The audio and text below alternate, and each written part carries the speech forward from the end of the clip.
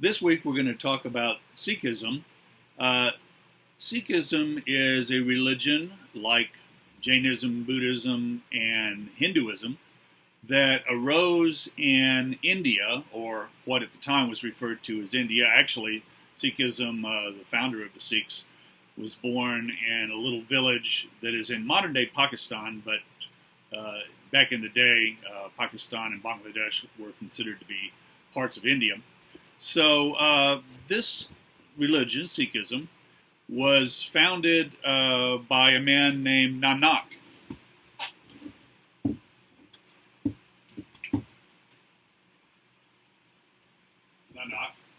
Nanak lived in a part of the Indian subcontinent called the Punjab region, and he was born in the year 1469 in a village near Lahore, which is a large city in the Punjab region of northwestern India, or modern Pakistan, like I said.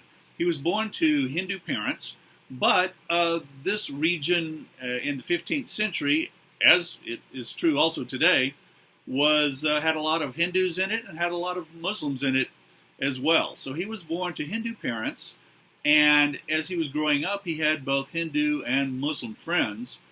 And he became dissatisfied with traditional forms of worship in Hinduism. And so he wanted to, he was a very spiritual individual. He wanted to figure out who God was, or who the gods were, whatever the case may be.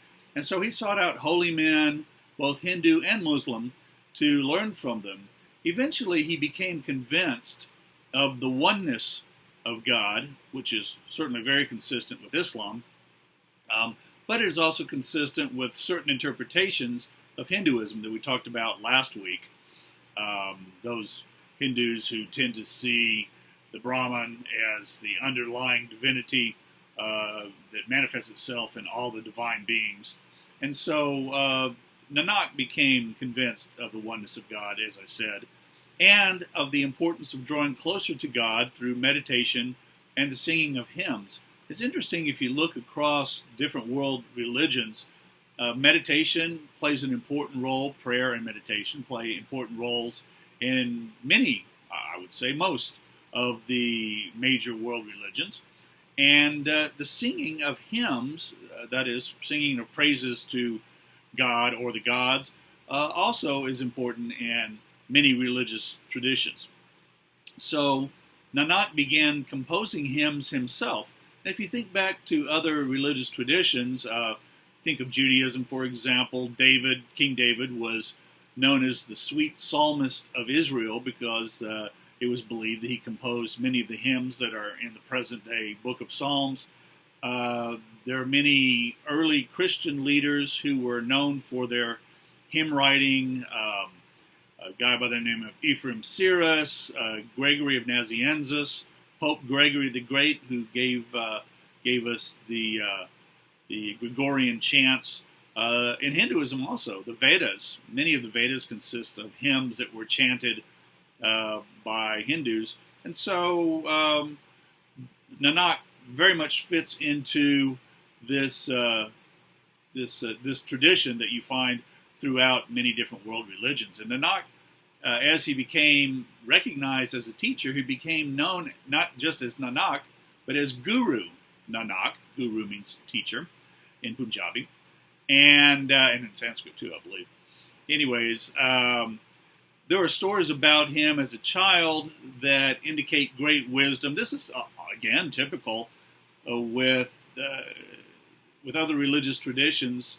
Stories develop about the founder of the religion when they were a child, how they were special, they were especially wise. Take the story of Jesus teaching the rabbis in the temple when he was 12 years old in the Gospel of Luke, or stories about the Buddha when he emerged from his mother's side at birth. He actually walked a few steps and started talking. So there were stories about Guru Nanak as well. So one of the things that they talk about, that these stories talk about, is that when he was a young boy, he expounded to people who were older than he was the symbolism of the first letter of the alphabet. And of course, he used the alphabet of the Arabs, of those who spoke Arabic and Persian. It's the same alphabet. And the first letter is called Aleph. And in Arabic and Persian, this letter looks like basically a vertical line, kind of like that. Vertical line. And he said that there's a symbolism there because it indicates the oneness of God. It's a vertical line between the earth and heaven, and also it looks like the number one, right? And there's another story about Guru Nanak when he was a young child. A cobra came slithering up to where he was sleeping, but instead of striking him, the cobra raised up and spread its hood out to provide shade for the sleeping child. So, according to tradition, when Nanak was a young man, he would rise early in the morning and he would bathe in the river, and then he would meditate and lead others in singing hymns. This was his routine. One morning when he was about 30, Nanak didn't return from his morning swim, and so the townspeople assumed, well, he must have drowned because he didn't come back. Nobody knew where he was. But they dragged the river and they didn't find his body. 3 days later, Nanak returned to his village, but he remained silent for a whole day. When he spoke, he said this. He said, "There is neither Hindu nor Muslim, so whose path shall I follow? I shall follow God's path. God is neither Hindu nor Muslim, and the path which I follow is God's." Remember that even though he grew up in a Hindu family, he was influenced by Islam probably as much as he was influenced by Hinduism. And in some ways, Sikhism can be viewed as a bridge between Hinduism and Islam, much in the same way that Baha'i grew up out of Islam, but the teachers of Baha'u'llah, the founder of Baha'i, also drew on other religious traditions. And Muhammad himself, the Prophet Muhammad in Islam, drew on traditions from both Judaism and Christianity, as well as Arabic traditions. So Nanak does the same thing. He draws on traditions from that he was familiar with growing up. I also think it's significant that he was about 30 years old when he gets this revelation from God, this understanding from God. Think of other religious leaders, founders of religious movements, who were around 30 or so when they received their understanding from God, or they launched their ministries, they launched their new religious traditions. Jesus, for example, was traditionally about 30 years old when he began his public ministry. The Buddha was about 30 years old when he left his cushy home life and went out to seek enlightenment. And this is true of others as well. So Nanak described a vision that he had in which he was taken to the court of God, and when he was there in this vision, he was offered a cup of Amrit. Amrit is a word that means nectar, but in the Vedas, the oldest Hindu sacred scriptures, in the Vedas, Amrit is a drink that confers immortality on the gods in much the same way that ambrosia gives immortality to the gods in Greek mythology. And so this is what God said to him in this vision. He said, "This is the cup of the adoration of God's name. Drink it. I am with you. I bless you and raise you up. Whoever remembers you will enjoy my favor. Go, rejoice in my name, and teach others to do so. I have bestowed the gift of my name upon you. Let this be your calling." And so this was what God said to Guru Nanak in this vision that he had. So Guru Nanak spent the next 20 years or so traveling far and wide from his hometown near Lahore, modern-day Pakistan. Traditionally, he traveled as far east as Assam and eastern India, as far south as Sri Lanka, off the southern tip of India, as far north as the Himalaya mountains, and as far west as Mecca and Baghdad in modern-day Iraq, and Mecca, of course, in Saudi Arabia. And while these various places that he went, he visited holy sites, and he met with a wide variety of religious people from different traditions.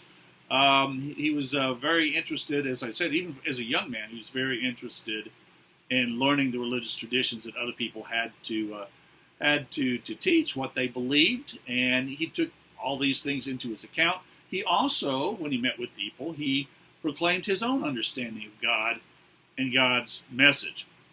So there's a couple of stories that are interesting from his travels. On one of his journeys, Guru Nanak was visiting a famous Hindu shrine, and while he was there, he observed the Brahmins, that is the highest caste in Indian Hindu society. He observed the Brahmins taking water and throwing it up in the air towards the sun as an offering to their ancestors.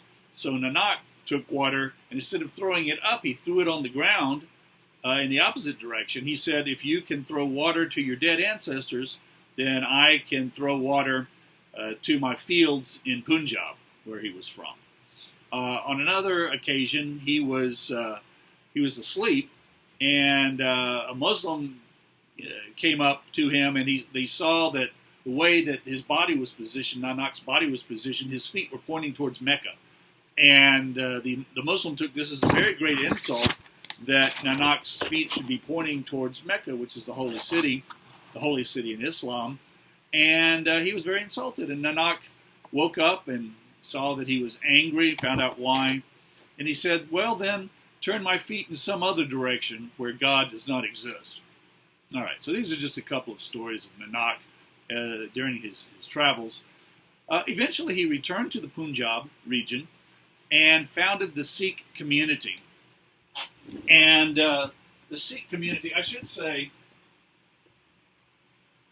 in the West, we usually, in English anyways, we usually pronounce this word as Sikh. The Sikhs themselves, they generally pronounce it Sikh. I guess it's because of the English word Sikh isn't particularly a good word to associate with people, and so we try to distinguish it from that word.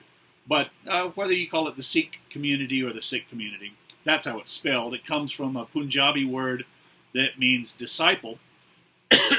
And when Nanak returned to the Punjab region, he founded the Sikh community, and he built a temple that serves as a prototype for Sikh temples, Sikh houses of worship, which are called gurdwaras. Gurdwara. All right.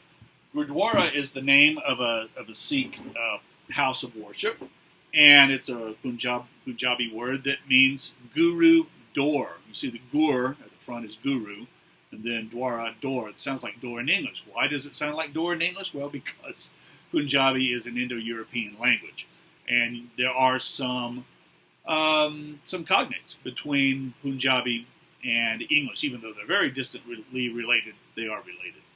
So other Sikhs recognized Nanak as a highly revered guru or teacher, and when he was teaching in the temple, the Gurdwara, he sat on a special chair when he was addressing the congregation.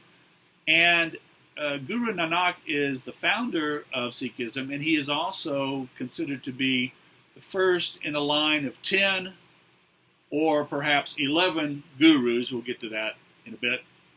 The first in a line of 10 gurus in the Sikh tradition. As his death approached, as he got older, he was 69 years old when he died. His death was approaching, and he had both Hindu and Muslim followers, and they argued with one another over what to do with his body when he died. Should he be cremated according to Hindu tradition, or should he be buried according to Muslim tradition? So Nanak said, look, he told his Hindu followers, get some fresh flowers, cut them, and lay them on my right side. And he told his Muslim followers, get some flowers, fresh flowers, cut them, and lay them on my left side. And whichever flowers are still blooming in the morning, or not blooming, but still fresh in the morning, that group could do whatever they wanted with his body. And so he lay down, he covered himself with a sheet in preparation for death, The next morning, when his disciples came in to observe him to see if he had died and what was the state of the flowers on both sides were still fresh, but his body was gone. All right, so miracles associated with the death of the founder of the religion in Sikhism, as in other religious traditions.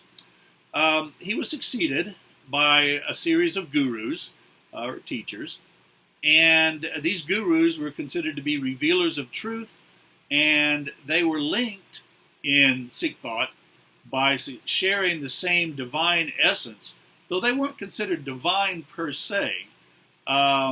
They shared a special amount of the divine essence. They were spiritually gifted individuals. Now, we're not going to talk about all 10 or 11 of the Sikh gurus. I'm only going to mention 3 of them, plus the 11th, which is different than the first 10. So Guru Nanak, we've already talked about. Let me say something about the 5th guru. And by the way, on the class website, there's a link to the list of the gurus. It's a link to the Wikipedia page that lists the gurus and their ages and when they lived and all that sort of thing.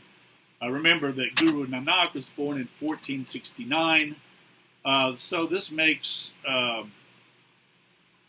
Sikhism one of the more recent religious traditions that we have talked about so far. Baha'i is more recent than Sikhism is, but most of the other religious traditions are older. So the 5th guru was named Guru Arjan, and I mentioned him. This is his name, Guru Arjan.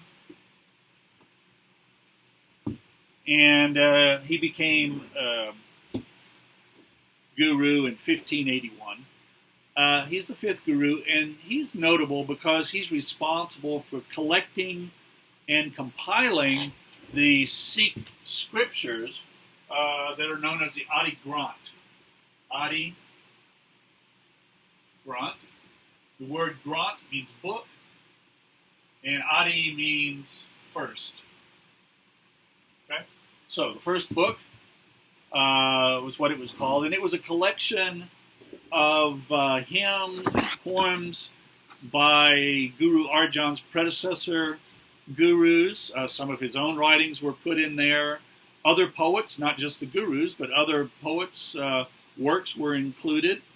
And this was compiled in the years 1603, 1604, sometime around then. The standard edition of it contains 1,430 pages. Most of the works in the Adi Granth are in Punjabi, which is this the language of that region where Sikhism developed.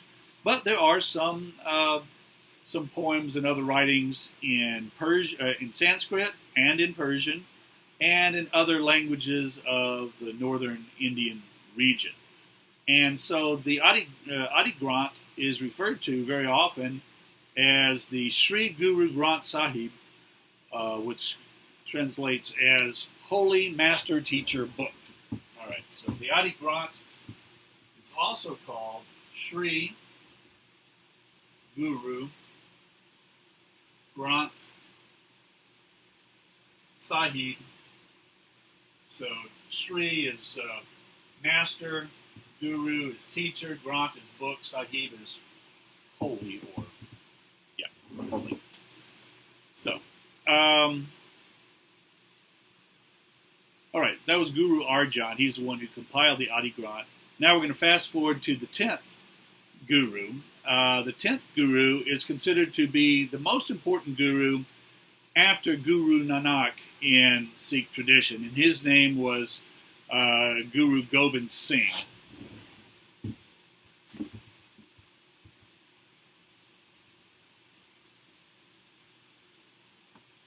And you will notice that many Sikhs, not all Sikhs today, but many Sikhs have the last name Singh, and it's sort of an honorific that many Sikhs take to honor Gobind Singh, and it's also just a traditional name.